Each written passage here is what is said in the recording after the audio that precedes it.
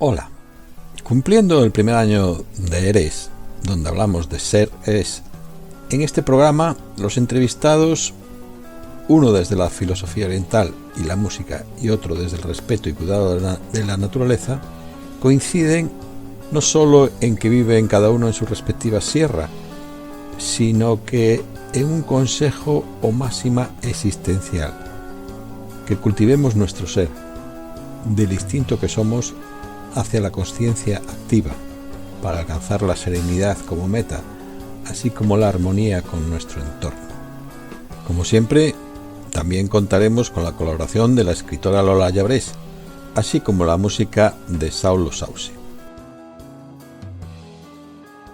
Pues en este programa aniversario, donde cumplimos ya un año, y en esta 12ª emisión, tenemos a nuestro siguiente invitado, al que le formulo nuestras preguntas habituales. ¿Quién eres? ¿Quién soy? Bueno, parte de la base que no me preguntas por el ser ontológico, ¿no? Sino es el sentido del personaje. Del personaje, sí. Pues, ¿qué te voy a decir? Mi biografía es muy larga, porque tengo ya muchos años, he hecho muchas cosas en la vida. Pero, en fin, resumiendo lo que más o menos he hecho, soy músico, he editado 5 CDs de los de antes, he dado cientos de conciertos, he publicado 15 libros de ensayo, de narrativa, de poesía. He dirigido una quincena de congresos sobre temas filosóficos y espirituales, he participado también en cientos de ellos. He sido un gran viajero. Una de las cosas que más orgullo tengo en la vida es haber hecho, entre muchos otros que he hecho, pero sobre todo 5 viajes solitarios. El viaje al este, de 5 veces lo he realizado por tierra yo solito, viajes de 2 o 3 meses. Eso me siento muy orgulloso. También me siento orgulloso de haber construido mi casa con mis manos, piedra a piedra y madera a madera. Y también, pues en fin, creo que también estoy orgulloso porque toda mi vida he hecho más o menos lo que sentía, que es lo que debía de hacer. A veces más que lo que quería, lo que debía. He tenido siempre un sentido del deber importante. Perdona que no he mencionado, lo más orgulloso que estoy casi es haber sido una asceta por muchos años en las orillas del Ganges. Sí, me parece recordarlo, digo, pero es posible todo aquello. Pues sí, fue muy auténtico y muy real. Sí, ya hablaremos de eso porque ha sido una experiencia, y el cambio que diste, además, copernicanos. ¿Y cómo eres? ¿Cómo soy? Bueno, pues yo, como todo el mundo, soy lo que siento, y lo que siento siempre es consecuencia de lo que uno hace. Y como cuando uno hace las cosas bien se siente mejor, siempre he tenido la aspiración a hacer las cosas bien. ¿Qué me ha guiado? Pues mira, ¿qué me ha guiado? Yo llevo muchas décadas dedicado al estudio de todas las filosofías y religiones, tratando de buscar una serie de claves que den la solución al ser humano, le saquen del sufrimiento, ¿no? Al fin y al cabo es la finalidad de todas las filosofías y religión. Y al final de cuentas, cuando creí que lo tenía resuelto, me di cuenta que es que ya me sonaba muy familiar, que lo había aprendido en el jardín de la infancia. ¿En qué consisten esos valores que yo pretendo mantener para mantener mi estado de serenidad?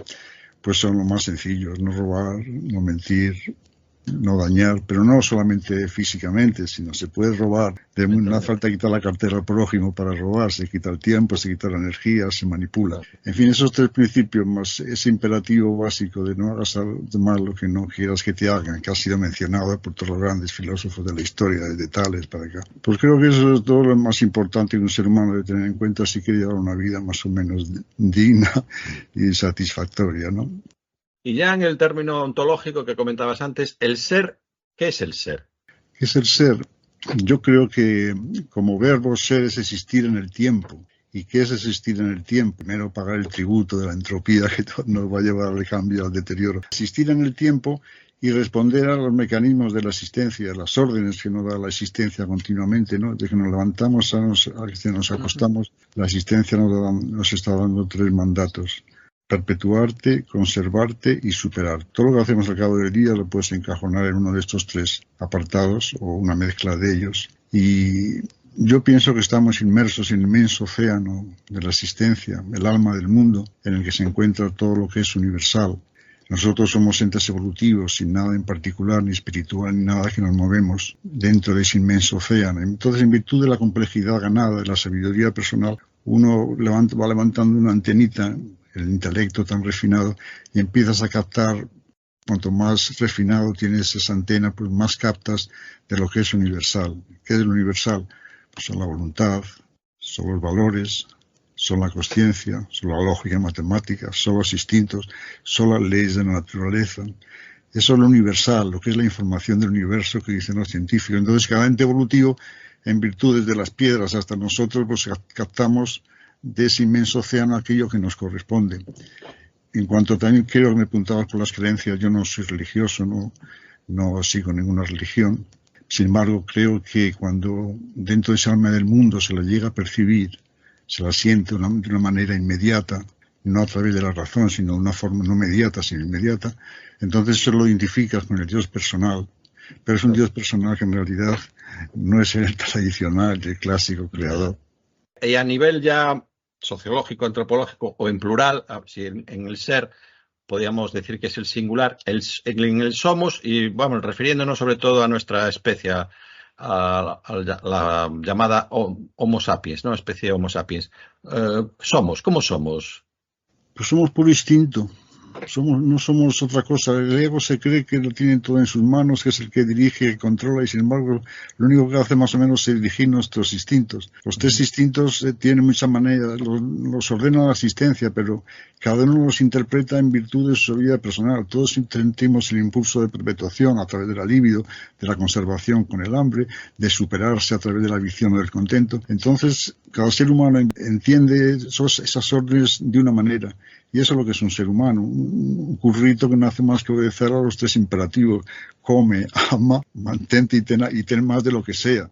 El tener más de lo que sea, el tío muy bruto pues lo entiende con ambición ciega. La persona más culta pues lo entiende que tener es tener sabiduría, tener serenidad. En fin, que cada ser humano no entiende esos instintos que nos llegan igual para todos a su manera. Y entonces creo que el ser humano es eso, puro instinto, sin nada en sí mismo, absolutamente nada espiritual ni trascendente. Simplemente somos una puerta hacia el gran misterio. ¿Por qué? Porque tenemos esa antena que los seres humanos hemos desarrollado y que los restos de especies todavía no lo tienen, porque solamente tienen dos instintos. Como es la segunda vez que mencionas lo de la antena, precisamente acabo de leer El inconsciente cuántico y habla que nuestra antena es el inconsciente, no es el consciente. No sé qué te parece a ti esta aseveración.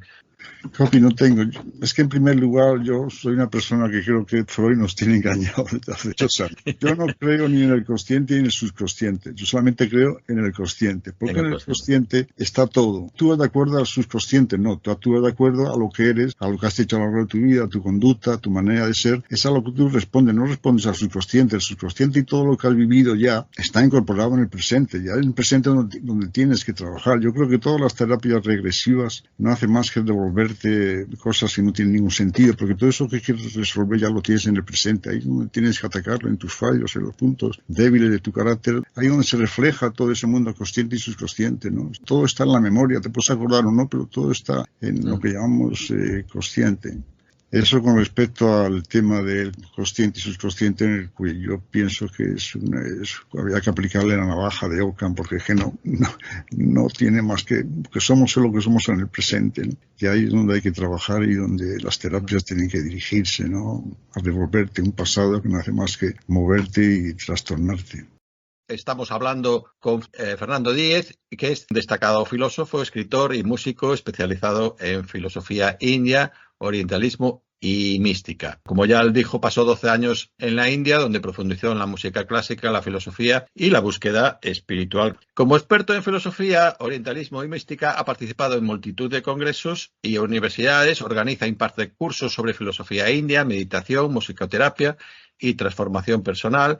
Como orientalista, ha dirigido cursos en el Centro Internacional de Estudios Místicos de Ávila, fundó y dirigió anualmente el Congreso Pastrana, Música, Arte y Mística, por el que pasaron pensadores como José Antonio Marina, Javier Sádava, Jesús Mosteirín, en paz esté, Fernando Sánchez Dragó, también en paz esté, Gabriel Albiac, Luis Cencillo, Luis Recionero también. Como experto en filosofía y mística, ha participado en multitud de congresos y actividades universitarias, así como en más de 30 apariciones en televisión española, canaria, valenciana. Organiza e imparte cursos sobre trabajo personal, meditación, y su campo de investigación son la filosofía oriental y occidental, la espiritualidad y la mística en general, así como las implicaciones filosóficas de la última física, Todo ello orientado hacia la transformación personal y el hallazgo de una filosofía de vida. También en su faceta musical, como él mismo ha dicho, como intérprete del sitar, ha dado cientos de recitales, a menudo acompañados de conferencias en todo tipo de escenarios, y como solista ha editado 5 CDs, que como he dicho, de música clásica de la India, y también ha fundado los grupos de música Así Crossing y Transmusic. Ha publicado una docena de libros, entre los que destaco, a través del cual yo conozco indirectamente a Fernando Díez, que es Física para místicos, Mística para físicos. Otros, por ejemplo, El último viaje, una historia de una furgoneta, de un referente, o Sus sutras de la Alcarria, que es donde vive Fernando. Fernando, muchísimas gracias por tu colaboración. A ti, José. Tú, como experto relacionado a la música, ha sido como un conducto, ¿no? Como un instrumento, nunca mejor dicho, ¿no? Un instrumento ya es existencial, en tu caso, espiritual. De hecho, también tienes musicoterapia, ¿no? Tú lo aplicas como un tratamiento. Es que la música tiene una cualidad, una dimensión que no tiene el resto de las artes, que nuestra relación con el mundo de las artes es inmediato siempre, ¿no? A través de nuestra cultura, de nuestro intelecto. Pero la música nos habla en lenguaje máquina. Nuestros estados de ánimo están soportados en ciertas frecuencias vibratorias. La serenidad tiene un ritmo, la angustia tiene otro, el miedo tiene otro. Si tú elaboras una música cuya vibración se corresponde con esos niveles superiores de ser, de sentir, la música india, que es básicamente una música devota, improvisada, es decir, que el momento presente es un factor muy importante, pues entonces si tú transmites una música muy espiritual, muy suave, muy armoniosa, pues probablemente despiertes en la audiencia sentimientos de la misma frecuencia. Por eso yo pienso que la música tiene un efecto en el ser humano tremendo. La música está presente en todas las actividades de la vida. Es el ente más presente en nuestra vida, en todos los actos de todo tipo. Y la música, de luego, es una vía de entrar al subconsciente, digamos, o al ánimo interior, sin que tú te lo propongas volitivamente, sino que simplemente, como nos habla el lenguaje máquina, nos entra la música sin que nosotros hagamos nada, pues nos eleva o nos pone nerviosos, como hay músicas que te ponen muy nervioso, otras que te excitan, otras que tal. La música india tiene esa cualidad de que es serenidad y armonía y sutileza. Y como la serenidad yo pienso que es la meta fundamental de la existencia, es lo más importante, es la meta final de todo. ¿Por qué? Porque la serenidad, cuando estamos en estado sereno, sacamos a la luz lo mejor que tenemos, lo mejor que somos. Entonces más no se nos puede pedir.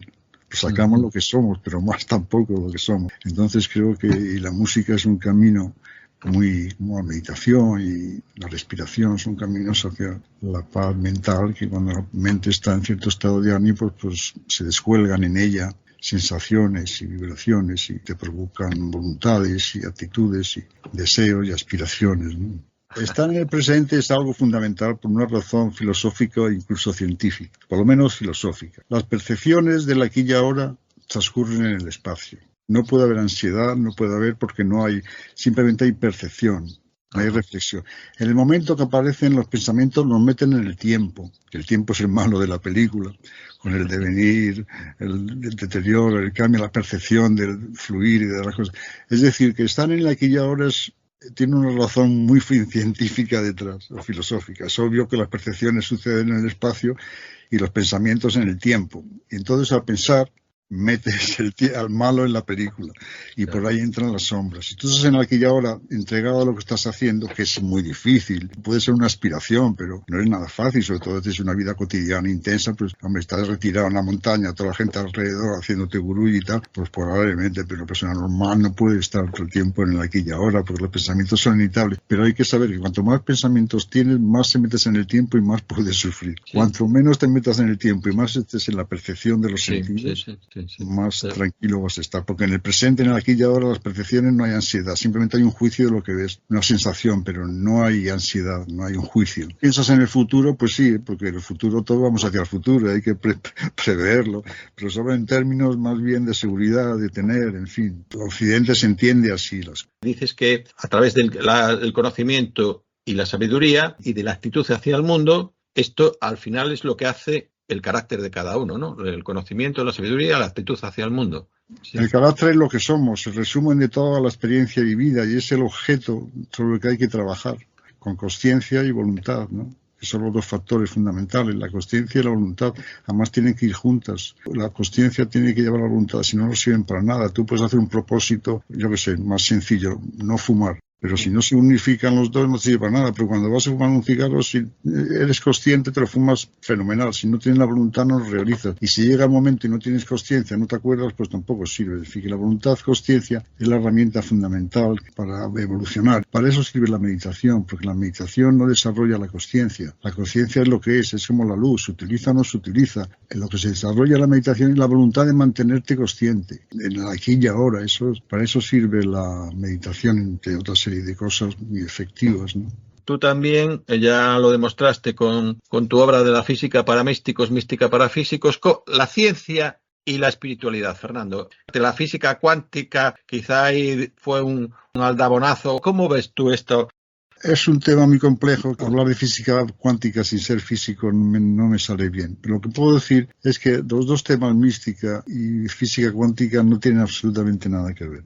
Uno va hacia el exterior y el otro va a investigar en el interior. Los místicos son los científicos del alma, los científicos estudian el exterior. Pero ¿qué ha ocurrido ahora? Ha ocurrido un suceso que a nadie filosóficamente le ha llamado demasiado la atención. Es que ambos han convergido en el yo consciente, donde la filosofía india está del siglo VI a.C. Y ahora la ciencia ha comprendido que sin la participación de un sujeto consciente, las partículas no son reales, son un algoritmo matemático, son virtuales. Hasta que no hay un ser, un yo consciente, o a través de una medición también, que más o menos es lo mismo, las cosas no se hacen reales. Y la consciencia, que es la luz, según lo dice la filosofía india, la luz que activa y despierta las capacidades de cada ente, no es una luz que nos activa y nos despierta. Entonces, si las partículas no tienen observación, no existen. Y en la filosofía Sankhya también te dice que sin la presencia de la consciencia, la materia no actúa. Es decir, que las dos vías, los científicos hacia el interior y los científicos al exterior, al final han convergido en la consciencia. Para mí es el hecho cultural el desarrollo más importante que ha tenido la humanidad. Por lo cual tampoco quiero mezclar ambos campos, aunque cambien los orígenes con la vibración, con el OM se pueden encontrar muchas similitudes. Pero lo importante es saber que la ciencia y la filosofía india, ya del siglo VI a.C., que es tremendo, han convergido en la consciencia. Es decir, la consciencia tanto activa el mundo exterior como el mundo interior, porque el mundo exterior, hasta que no se observa, no existen las partículas. Y en el mundo interior, sin consciencia, no existe nada, porque de todos los pensamientos, de todas las posibilidades, posibles objetos de consciencia que hay en la mente en un momento dado, que son infinitos, como las ondas de probabilidad en el exterior, todas esas infinitud de posibles objetos de consciencia, solo va a existir uno en el presente en el momento dado, porque en la mente solamente cabe un objeto a la vez. Entonces, de todo eso solo va a existir una cosa, aquel donde pones la consciencia o la atención. Ese se hace real, lo demás permanece en estado virtual. Es decir, que las dos es tremendo como han llegado a converger. Claro, la ciencia llegó ahí, la filosofía india llegó hace 25 siglos. Ahora llega la filosofía y no sé cómo interpretarán los físicos lo que estoy diciendo, pero filosóficamente creo que es uno de los hechos más importantes, uno de los logros más tremendos de la humanidad, ¿no? Saber que la consciencia participa en el hecho científico. Sí. Tú hablas de la mística como el conocimiento de la espiritualidad, pero ¿la ciencia nos puede aportar algo ahí a la espiritualidad? Bueno, es que la ciencia tiene un problema. La ciencia tiene un problema. Se ha encontrado con sus límites, que son el principio de incertidumbre y el límite a la pequeñez o el muro de Planck. De ahí no puede pasar. ¿Por qué? Porque nuestro sistema cognitivo está creado de tal manera que para ver las cosas tienes que lanzarle luz. Lanzarle luz es lanzarle fotones. Entonces las alteras de acuerdo a tu intelecto. Es decir, que la ciencia se ha encontrado con unos límites muy difíciles de superar. Pero, sin embargo, hay que tener una cosa en cuenta, que es que si el ser humano configura su realidad, si la observación crea de alguna manera o levanta las partículas, si todo lo que vemos se debe a nuestro aparato, entonces ¿dónde habrá que buscar el secreto de la existencia? Si no es el interior de uno mismo. Entonces a lo mejor lo que hace la ciencia algún día, en vez de ir hacia afuera, investigar hacia adentro y a lo mejor hacer algunos descubrimientos sobre las energías y vibraciones y frecuencias que soportan los sentimientos espirituales. En fin, hay un mundo ahí que si la ciencia quiere llegar al fondo a la verdad, creo que la verdad está en el propio interior y es un estado de ánimo. La verdad es un sentimiento, no es una experiencia. En la ciencia todo es experiencia, pero la verdad no es experiencia, es un sentimiento de plenitud y de certidumbre. Y eso es lo que la ciencia nunca nos podrá dar, pero Pues yo amo la ciencia y creo que hace una grandísima labor y que lo que tiene sus límites. Espacio-tiempo es su límite. Sin embargo, lo espiritual se supone que traspasa esa barrera. El tiempo, el enemigo, me gustó la expresión. O sea, recalcas muchísimo lo del estado de ánimo y es algo en lo que coincidimos. Sí, claro, el estado de ánimo al fin y al cabo es lo que somos y nos produce bienestar o malestar. Nosotros configuramos la realidad en todos los niveles. Psicológico por el estado de ánimo. Si tú estás bien o mal, las cosas tienen otro color. Epistemológicamente, porque sabemos que las cualidades primarias, el color, el olor, los ponemos nosotros. Y ontológicamente, porque ahora resulta que si no hay observación, las partículas no toman realidad. Es decir, que configuramos toda la realidad, configuramos en todos los ámbitos la realidad que vivimos. Y dentro de esa realidad, el estado de ánimo, que es la consecuencia de toda nuestra actividad y nuestra actitud hacia el mundo, es la fórmula final donde te da el resultado de cómo están las cosas. Como te sientas es la clave. Supremo es la serenidad, como decíamos antes, que es la meta a alcanzar, cuanto al método de trabajo sobre uno, etcétera, etcétera. Pero también con los métodos de trabajo sobre uno, la gente se busca maestros, se busca filosofía, se busca retiros, se busca tal cual, y se olvida de la causa de todo, que la tiene bien a mano, que es cómo te comportas, cómo sientes. Ahí donde te olvidas de eso. Es ahí donde hay que investigar, porque ahí está el comienzo y el final de todo posible proceso evolutivo, ¿no?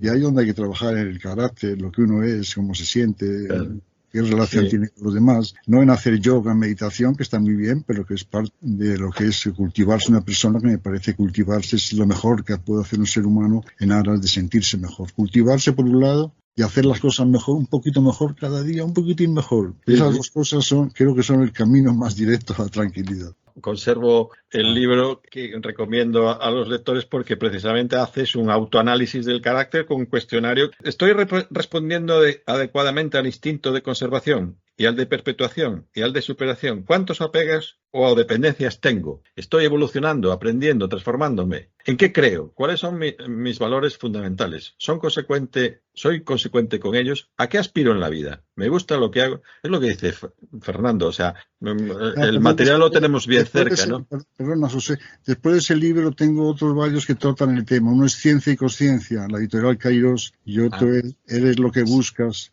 en la editorial Nous.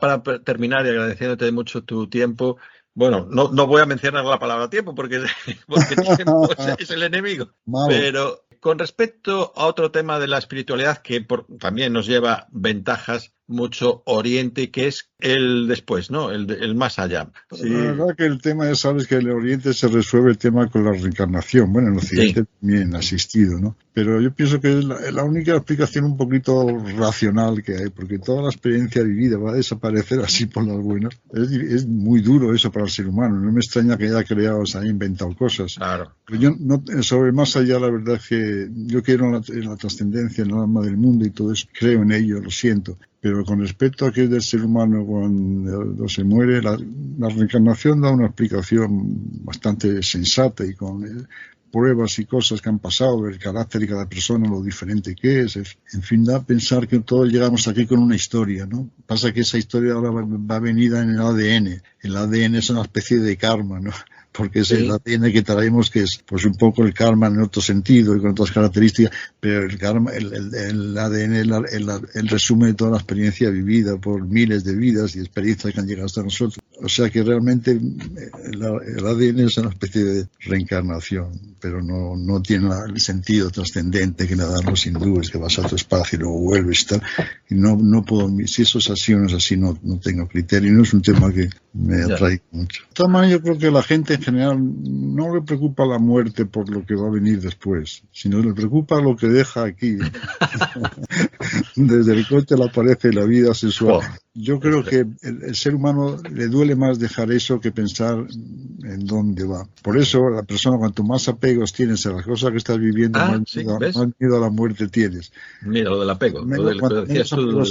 Cuando menos apegos a la vida tienes, menos miedo a la muerte tiene. De tal manera que quien pierde el miedo a la muerte pierde todos los apegos y todos los miedos. El apego es simplemente un deseo que se hace imperativo, porque deseos tenemos todos, pero no todos son apegos. Apegos son aquellos que alteran tu tu ritmo y altera tu ritmo de vida y te sacan del camino al noble curso de las cosas, ¿no? Eso, entonces es apego, porque te evita otras experiencias y te ata, te quita libertad, te obliga. Apego y ego más o menos son la misma cosa. Si alguien quiere profundizar o conocer la meditación, el yoga, la música, una combinación, ¿tendrías así una receta para ese crecimiento personal? Yo que diría que si uno quiere sentirse mejor, ya las he mencionado, que hay dos cosas que son fundamentales y creo que son. Una es cultivarse. Si somos lo que comemos, si somos lo que somos, de acuerdo a lo que comemos, físicamente será, pero es que emocional y mentalmente no somos. Es decir, cultivarse, ¿qué es? Estudiar, leer, museos, conciertos, retiros, yoga, meditación. Todo esto son medios de trabajo sobre uno. Eso es cultivarse. Y el otro es que que no se trata de ser mejor en la vida. Todo el mundo quiere ser mejor, más rico, más sabio. Pero eso lo queremos todos. Lo importante es hacer las cosas mejor, las cosas concretas. Desde que te levantas, del primer saludo hasta que te acuestas, en la última despedida, todo lo que haces a lo largo del día.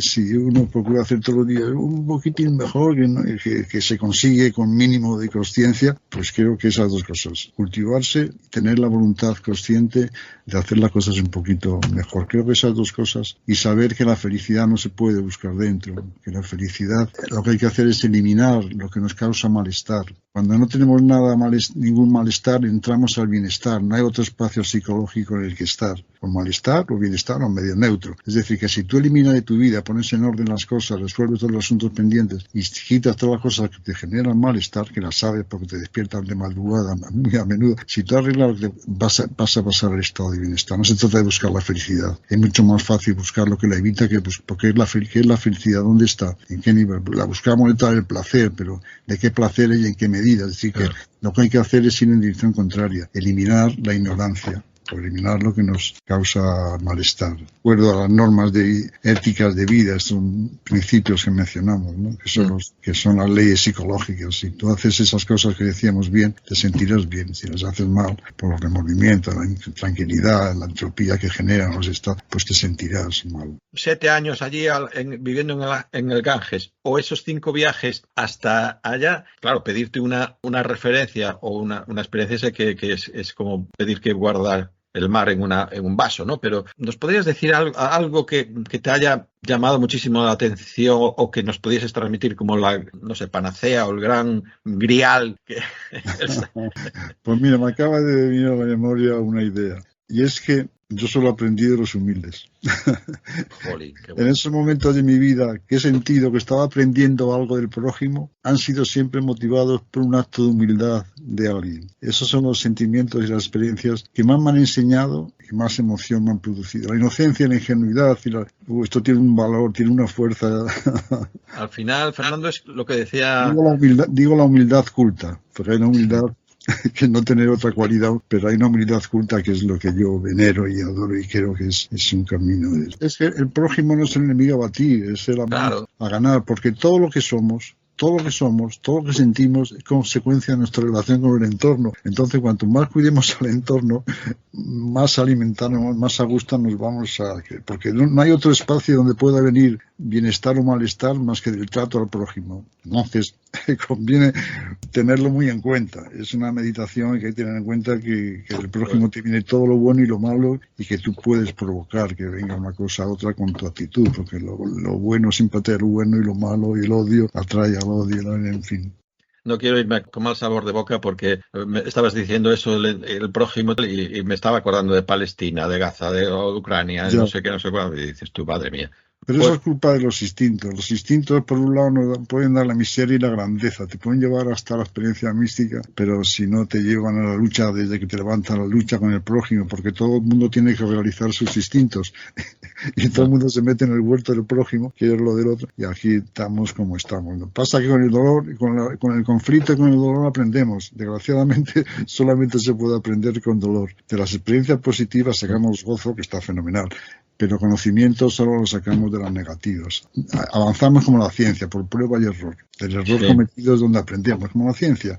Sí, al fin y al cabo somos sistemas energéticos que respondemos a unas leyes más complejas, pero que en el fondo respondemos también a mecanismos y fuerzas de la existencia. Es la culpa de la entropía. La entropía, al entrar del no ser en el ser, tienes que pagar el precio de la entropía. La entropía, sabes que vas a tener felicidad, pero la tristeza siempre va a ser un poquito más elevada, como la entropía que siempre crece, ¿no? Es el pecado original, diría. Sí, sí. La entropía es el pecado original. Podría decir más sobre, pero ya nos metemos en filosofía india. No, me refiero a que ese principio creador y destructor, que es lo que hace la entropía, empuja a todas las cosas que dejen de ser lo que sepa ser otra cosa, destruye y construye. Los hindúes en el siglo V a.C. ya descubrieron esa función de la existencia, ese mecanismo, lo llamaron Shiva. Shiva es el creador destructor. Pues nada, Fernando, muchísimas gracias por tu colaboración. La verdad es que ha sido un placer. Seguiríamos un montón de cosas para tratar, pero bueno, el espacio ya es lo que nos permite y que nos sigas ilustrando. Siempre me tendrás a tu disposición, José. Pues muchísimas gracias, Fernando. Bien, bueno, pues en este 12º programa donde cumplimos nuestro primer año de emisión, tenemos con nosotros nada más y nada menos que a Joaquín Arujo Ponciano, destacado y polifacético naturalista, escritor, periodista, director editorial, realizador, guionista y presentador de documentales, divulgador, conferenciante, que colabora en medios radiofónicos y televisivos, fue colaborador de Félix Rodríguez de la Fuente, además es presidente del proyecto Gran Simio en España, asesor de las revistas Natura y Ambienta, miembro del Consejo Asesor de Medio Ambiente y de ADENA y presidente de Ecoforum, entre otros cargos. Es impresionante que desde la naturaleza, es decir, desde los esquemas que solemos tener del éxito, más de 50 premios, en donde destacan el Global 500 de la ONU, considerado el más importante del mundo en este campo, el Wilderness Writing o Escritura en la Naturaleza, donde solo hay 6 premiados en el mundo, o el del BBVA a la difusión de la multiplicidad vital, siendo además el único español al que le han concedido 2 veces el Premio Nacional de Medio Ambiente. Además es numerario de la Real Academia de las Letras y de las Artes y medalla de oro de Extremadura, lo que conlleva el tratamiento de excelentísimo señor. Nominado a los Oscars de Hollywood y a los Goyas por su participación en Nómadas del Viento, le han puesto su nombre a un instituto de enseñanza secundaria, a unas lagunas, a un museo, a un taller, a 5 árboles, a una fuente, un invernadero, un premio literario, un cóctel, una red de reservas privadas y una cima de la naturaleza de la montaña. En cambio, se considera un campesino que dedica la mayor parte de su tiempo a la agricultura, a la ganadería, a la silvicultura ecológica, en una finca cerca de Navatrasierra, en la comarca de Las Villuercas, en Cáceres. Ha plantado aproximadamente un árbol cada día, que ha vivido lo que le lleva a unos 30.000 árboles plantados, más de 300 y pico títulos, de entre ellos 120 como autor, 12 como coautor, 93 colectivos, y además 8 enciclopedias que dirigió y en parte escribió también. Sus 2.500 o más de 2.500 artículos han sido publicados en 159 revistas, 19 blogs, 16 diarios, siendo columnista habitual en los principales periódicos de España. Comisario de 33 exposiciones y autor de los textos de casi todas ellas, guionista y director de 340 programas de televisión, la mayoría documentales, casi 6.000 programas de radio, 50 temporadas consecutivas colaborando con Radio Televisión Española. Ha dado más de 2.500 conferencias y nada más que felicitarte y darte las gracias, Joaquín. Un placer. Ya sabes que cuando uno lleva absolutamente como la piel puesto el sentimiento de la naturaleza, y por otro lado, pues quizás porque ha tenido la suerte de convivir con ámbitos de compromiso intelectual y moral, de este aspecto yo desdramatizo mi propio currículum. Y si puedo de alguna forma unificar esa literal panorámica actividad intelectual y profesional, es con el denominador común de que es todo fruto de la fascinación por lo que nos rodea a todos, aunque la mayoría de las personas se lo amputen, se lo nieguen. En el fondo no es mérito mío, sino casi diría que es mi forma de vivir con la vida. Es un claro ejemplo que se puede convivir, incluso en tu caso defender la naturaleza, y no tal como estamos haciendo con nuestro planeta, con nuestro hogar, ¿no, Joaquín?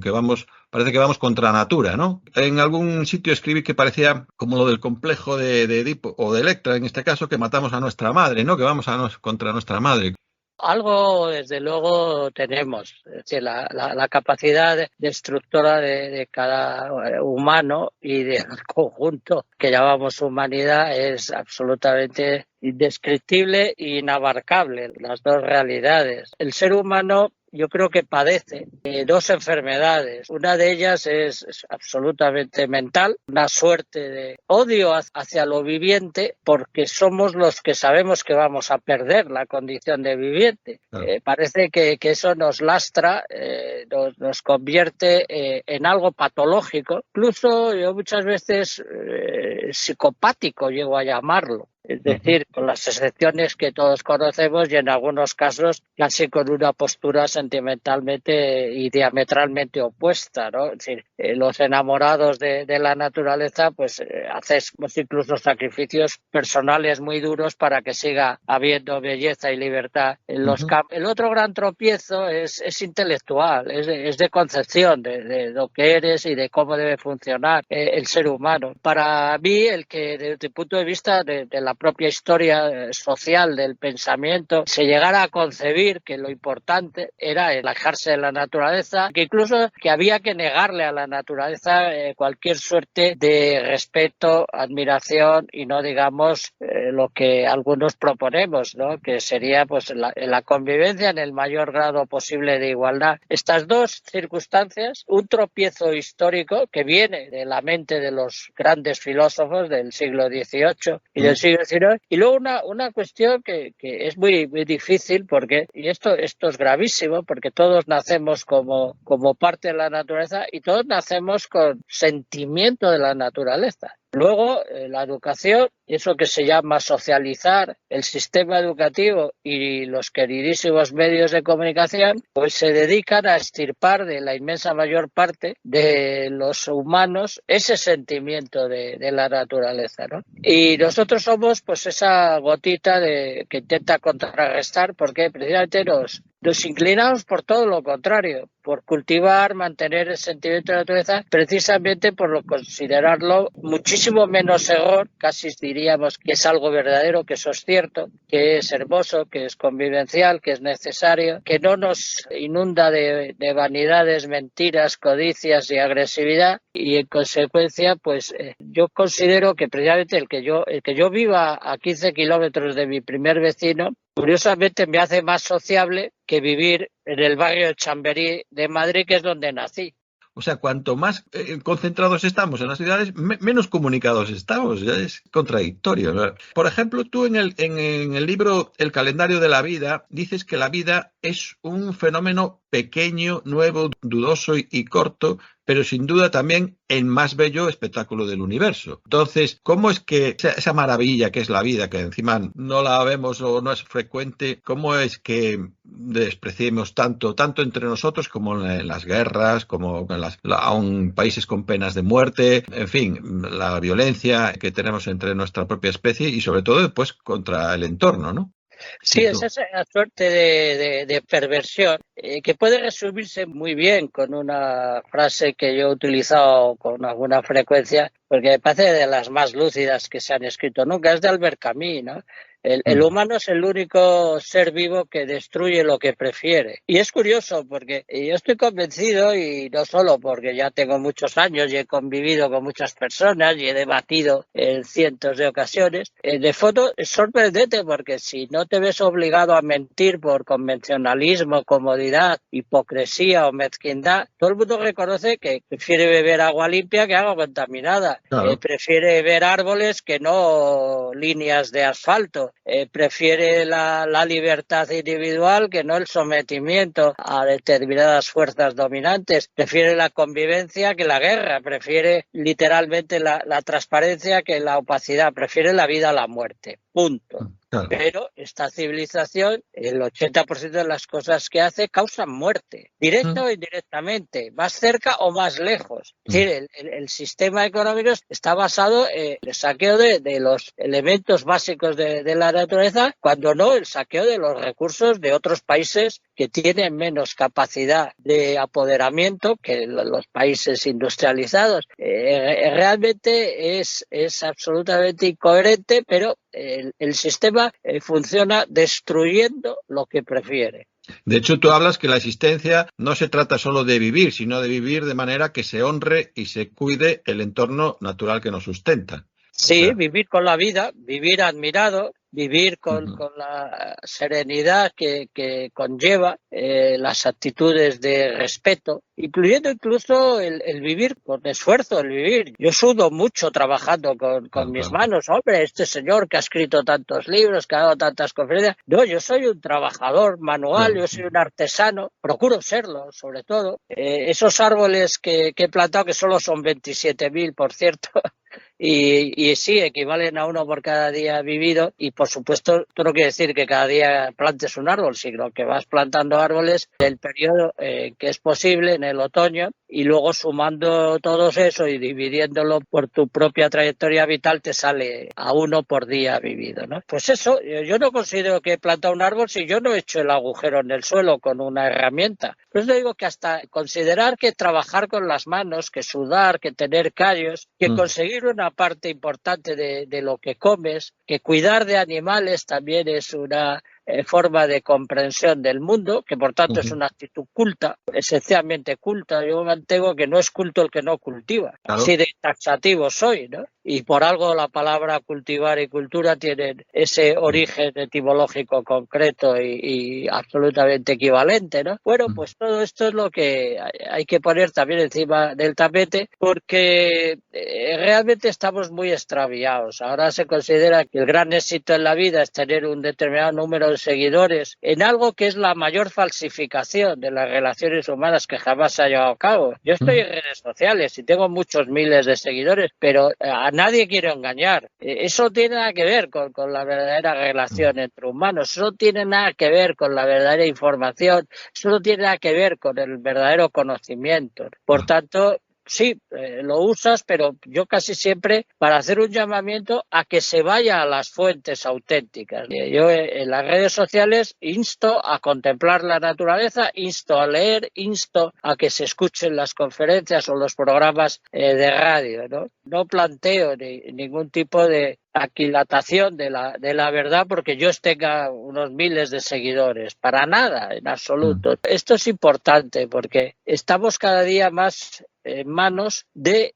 intermediarios que falsifican la realidad. Y todas las tecnologías que estamos usando lo digo también como periodista, están devaluando la verdadera información, la verdadera comunicación. En el libro Los árboles te enseñarán a ver el bosque, hablas que la existencia humana es parte de un ciclo natural más amplio, ¿no? Donde la vida y la muerte son procesos continuos y conectados. Esa perspectiva, nuestro egocentrismo, nuestro egoísmo, nuestro mirarnos el ombligo no nos permite ver ese marco natural más amplio. Sí, de hecho la apuesta de esta civilización y pongamos que se puede hablar de civilización desde que hay alguna de las primeras civilizaciones. Es decir, la apuesta del ser humano es una gigantesca equivocación porque decide dejar de ser libre para encerrarse a sí mismo en amontonamientos de mayor o menor calado, decide dejar de ser parte de la naturaleza como cazador-recolector para ser un explotador de la naturaleza como agricultor. También aquí habría que matizar porque hay formas de agricultura que sí que conllevan una suerte de pacto natural. Todos los que somos agricultores ecológicos y que no pretendemos incrementar nuestras ganancias porque nuestras cosechas sean más amplias, pues evidentemente no tenemos ese aspecto negativo de las primeras culturas asentadas gracias a la agricultura. Y a partir de ahí, pues evidentemente cada vez más amontonamiento, cada vez más alejamiento de la naturaleza, cada vez más conversión de sujeto pasivo, de corte chivo expiatorio para la naturaleza, que se la desposee totalmente de cualquier carácter emocionalmente vinculante, amistoso, para poder estrujarla, saquearla, destruirla y apoderarse de la totalidad. Y la mayoría de la gente vive sin ninguna percepción de que sus comodidades, sus lujos, sus aparentes ventajas tecnológicas, se las debe a un mundo que no es exagerado en absoluto, está muy maltrecho, prácticamente que agoniza. Fíjate que uno de los primeros tratados de ecología activa, con más de 50 años de existencia, llamaba Un mundo que agoniza. Fíjate. Hace 50 años los primeros ecólogos escribían ya sobre la agonía del mundo, pues fíjate, después de medio siglo. De todas formas, tú tienes un libro también que se llama Buenas noticias para el planeta.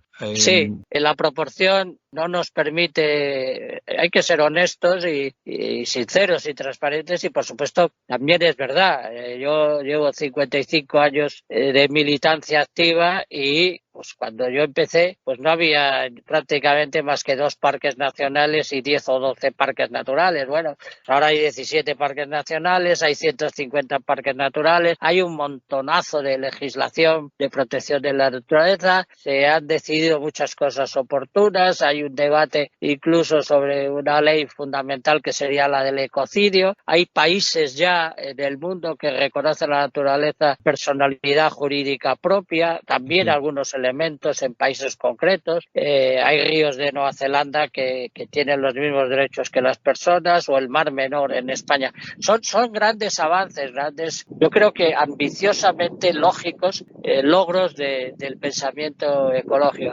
Incluso en el campo en el que yo me muevo más profesionalmente, que es como escritor, yo cuando publiqué mi primer libro, que se llamaba Todavía Vivo, en el 1980, pues se publicaban una docena de libros de literatura de naturaleza al año. Ahora se publica más de uno diario. Sí. O sea, que realmente pues también hay un público para una literatura emocionalmente vinculada a la naturaleza, pero con perfiles evidentemente llamativos desde lo artístico, desde lo comunicativo, ¿no? Por tanto, sí, se han hecho muchas cosas buenas, ¿no?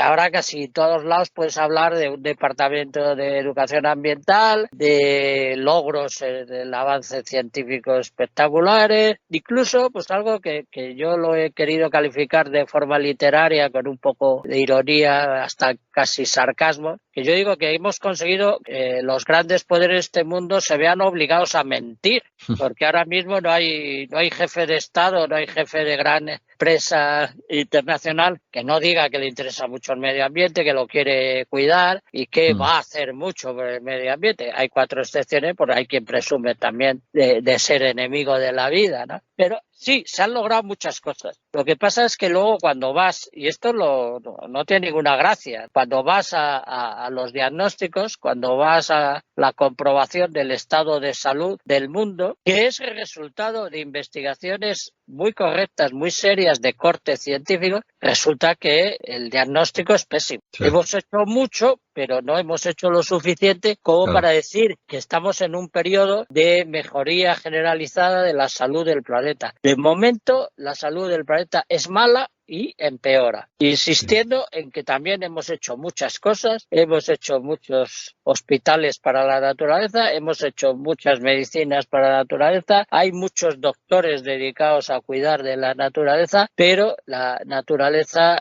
sigue en un estado de salud crítico. Tremendo. Hay otro libro tuyo también que es Somos agua que piensa. Sabemos que somos un 70% de nosotros somos agua, venimos del mar, o sea, del agua. Me interesa mucho esa definición, agua que piensa.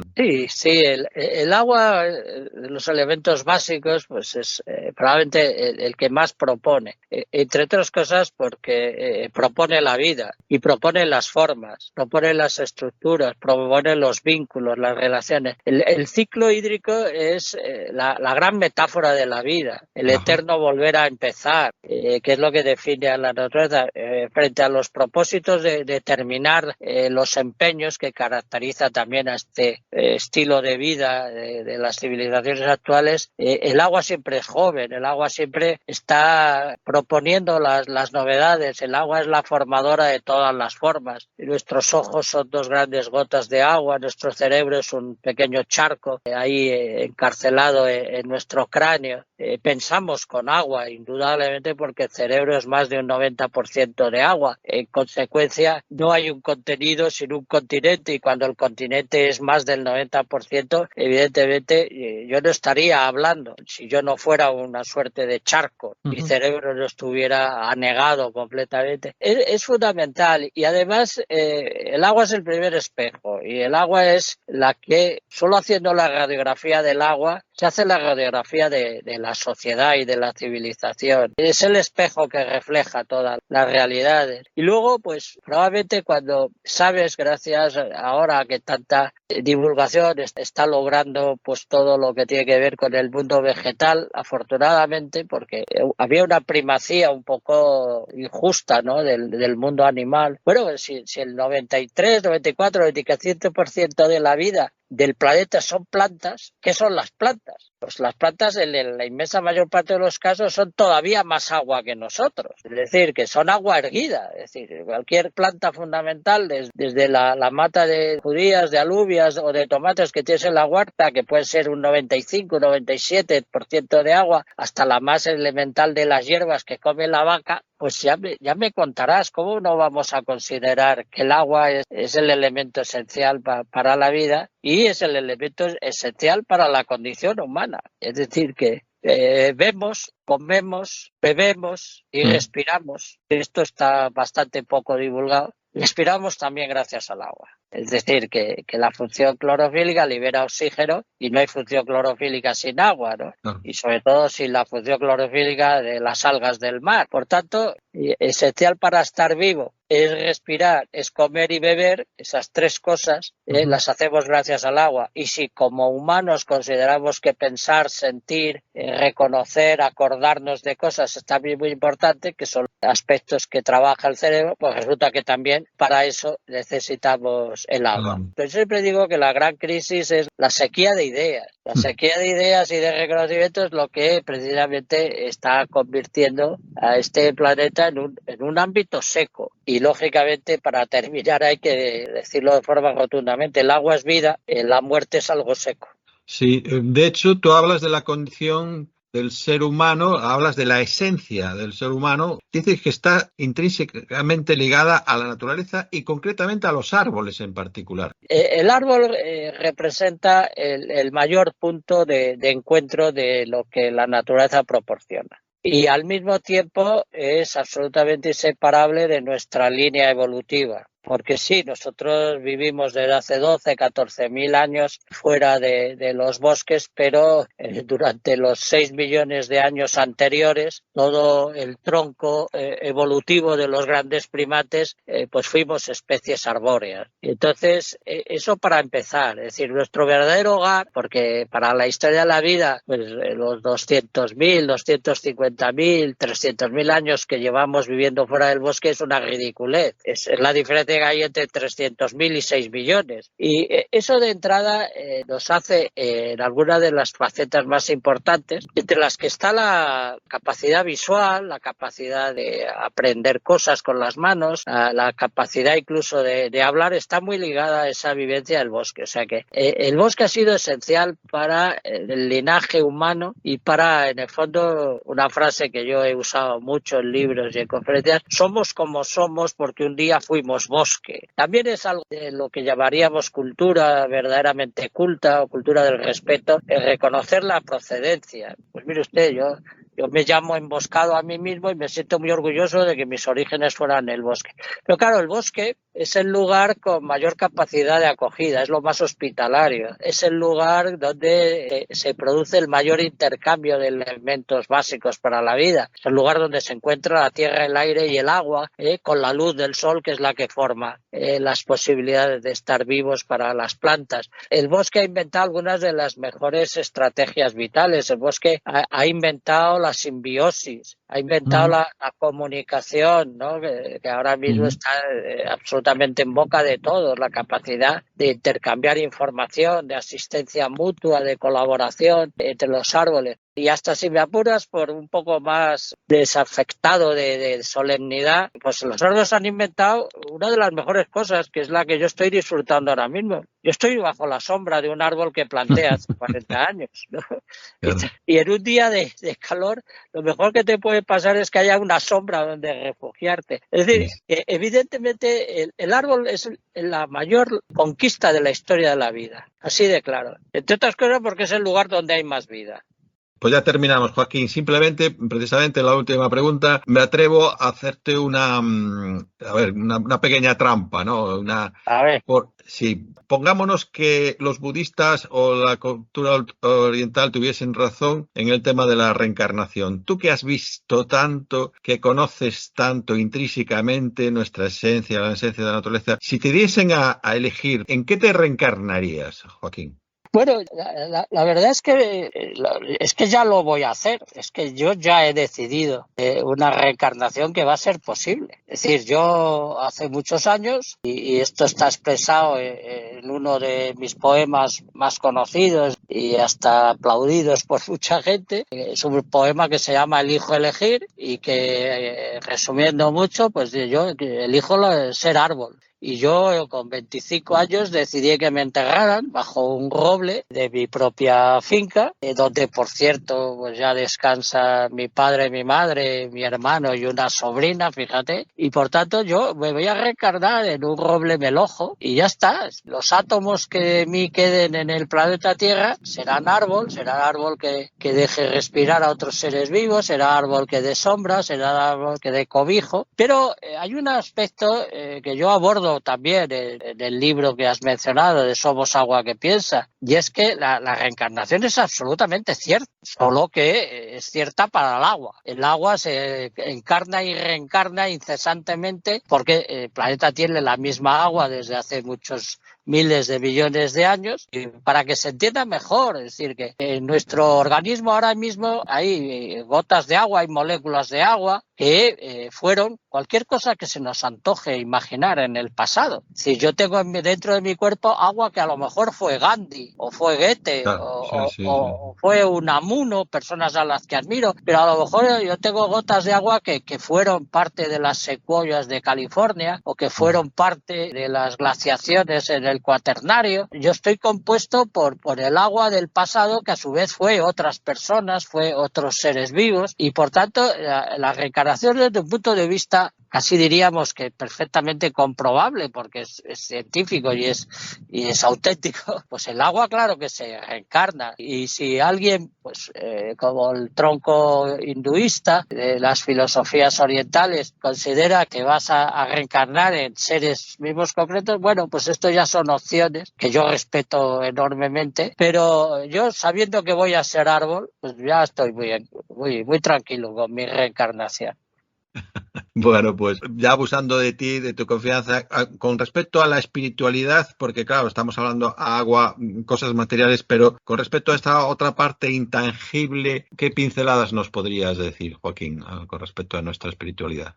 Pues que lo que le falta a los cuerpos doctrinales que se han asentado y que han contribuido mucho, las convencionales grandes religiones, con las excepciones de los politeísmos animistas de las culturas nativas y de una parte de las filosofías religiosas orientales, pues son absolutos delirios, ¿no?, de grandeza, son multiplicaciones del ego, ¿no?, de la soberbia, de la codicia y demás, son auténticos engendros desde un punto de vista precisamente espiritual. Pocas cosas hay menos espirituales que pensar en un Dios macho dominante, cruel y vengativo, ¿no? O sea, es una cosa absolutamente delirante, ¿no? Y que eso haya sido parte de lo que ha permitido la dominación del mundo o de unos seres humanos por otros, ¿no?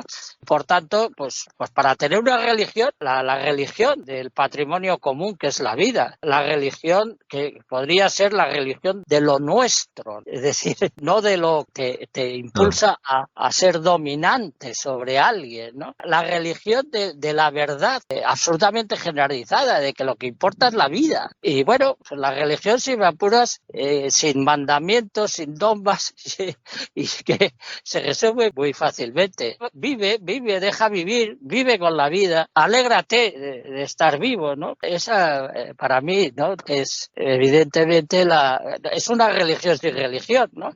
Pero sí.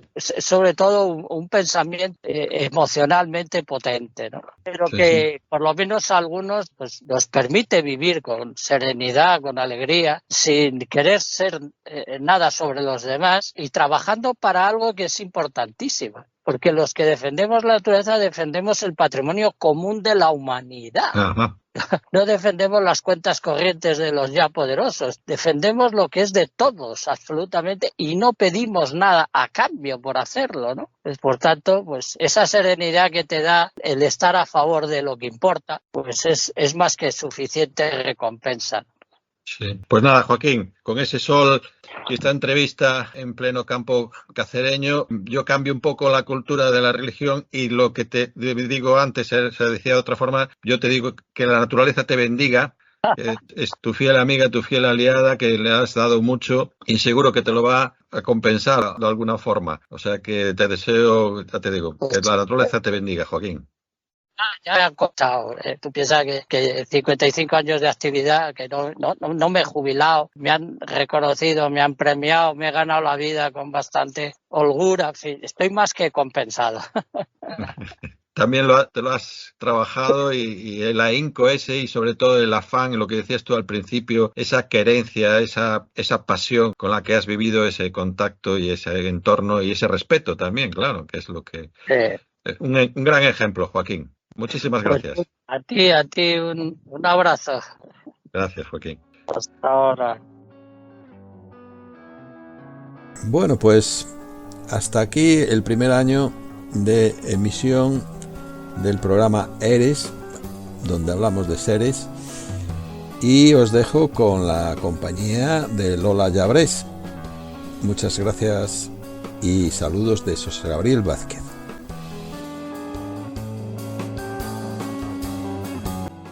Pruebo a dar jardines a las piedras, colocar un canto de pájaro aquí, un rayo que atraviese la nube allá. Reniego del plástico que cubre las almendras ojos en el suelo. Andar solamente acompañada es lo que tiene. Los recuerdos se repiten como un CD enganchado. Entonces es cuando juego a Dios con las estrellas. Soplo y creo ser yo y no el viento del noroeste que tumba mi tejado. Es lo que tiene andar sola. Los recuerdos ya saben a sopa vieja. No niego que lloro sobre el fuego por nada, que mi nariz moquea ansias, que el tiempo se detiene en paréntesis. Y cuando vuelve me besa veneno, porque es madre que me engañó con otro. Es lo que tiene solear con la soledad. A veces sol, otras alas. Quiero recuerdos de la misma vida combinada en otros mares. Es lo que tiene devolver tiempo al tiempo, es lo que tiene jugar a ser serenamente de la tierra.